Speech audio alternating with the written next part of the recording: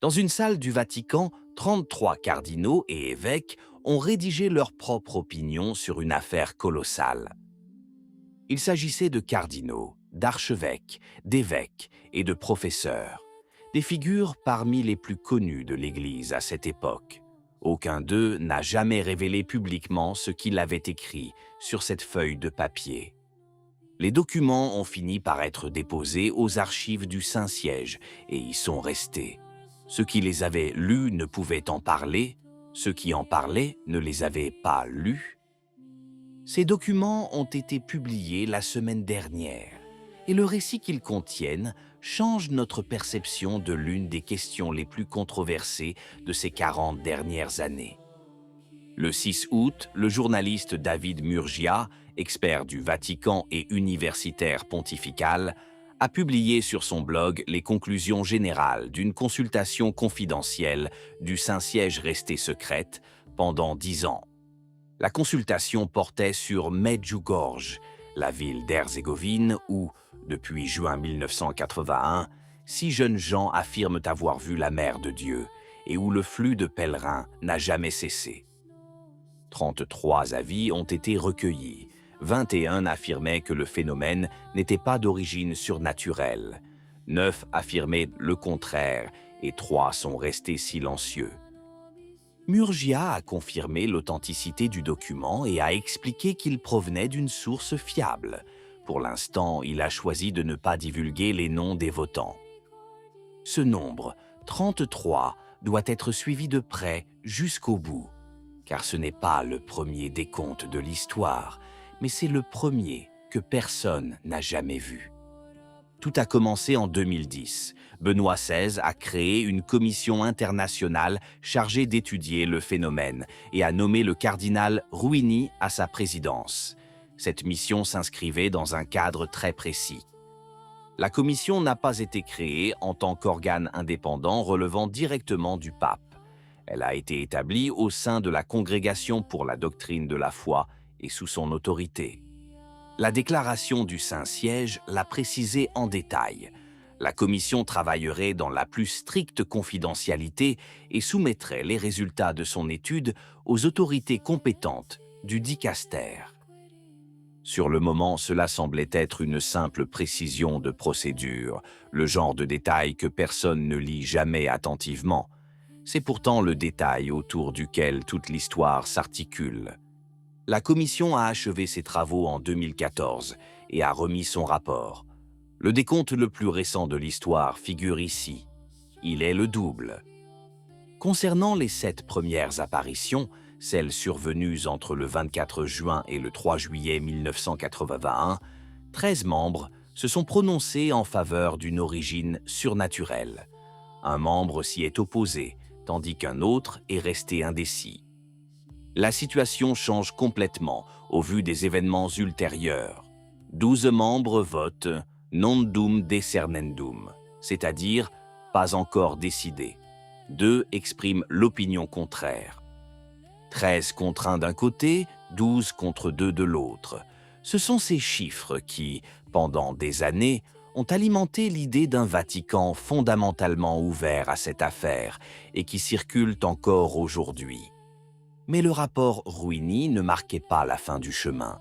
Il s'agissait d'un élément sur lequel la congrégation devait encore travailler, conformément au plan initial de la commission. Le pape François aborde la question lors de la Feria Carta, la session ordinaire où se réunissent cardinaux, évêques, érudits et membres experts du dicaster pour débattre des points à l'ordre du jour. Les participants reçoivent non seulement le rapport, mais aussi, outre le texte de Ruini, un document critiquant ses conclusions et une réponse ultérieure. Chaque personne est invitée à fournir un avis écrit et argumenté, point par point. Les formules proposées sont les 3 formules classiques utilisées par l'Église en la matière. Constat de supernaturalitat. L'origine surnaturelle est évidente. Constat de non-supernaturalitat. Il est évident qu'elle n'est pas surnaturelle. Non-constat de supernaturalitat. Il n'existe pas encore de preuves suffisantes pour l'affirmer. Comment expliquer alors, pour un même phénomène et en l'espace de 2 ans, le passage de 13 avis favorables sur 15 à 21 avis défavorables sur 33? La première partie de la réponse dépend de l'auteur. La commission a émis 15 avis sur le premier bloc et 14 sur le second, tandis que le ministère en a émis 33, et il ne s'agit pas des mêmes personnes. La seconde partie réside dans les éléments dont il disposait. La commission avait étudié le phénomène, et le ministère avait sous les yeux l'étude de la commission, ainsi que les objections et la réponse. Les avis sont parvenus au Saint-Siège le 17 septembre 2016. Murgia note que ce jour-là, le calendrier liturgique commémore Hildegarde de Bingen, mystique et visionnaire proclamé docteur de l'Église. Le décompte était le suivant: 21 contre, 9 pour et 3 indécis. Près des 2/3 des opinions exprimées étaient contre la reconnaissance d'origine surnaturelle. Murgia a publié, en plus des chiffres, la liste des 33 participants, ainsi que les postes qu'ils occupaient à l'époque. Il a choisi de ne pas indiquer le nombre de votes obtenus à côté de chaque nom. Le préfet Muller et le secrétaire Ladaria sont là. Schönborn, Scola, Coco Palmerio, Koch, Ouellet, Filoni, Amato, Sepe, Wuerl, Canizares Liovera, Turkson, Ricard, Blasquez, Onayekan, Grocholewski et Alencheri sont là. Fisichella, Chicluna, Dinoia et Minerat sont présents. Les archevêques de Sarajevo et de Zagreb, Puljic et Bozanic, sont également présents, les 2 pasteurs du territoire en question. Et voici Ruini lui-même, qui présidait cette commission. À ses côtés se trouvent d'autres anciens membres de la commission: Herranz, Tomko, Jaeger, Kijas, Perella, Anatrella, Schütz et Smutelovic. Ce document de 2016 n'a donné lieu à aucun document public. L'affaire n'a été classée ni de manière négative, ni de manière positive.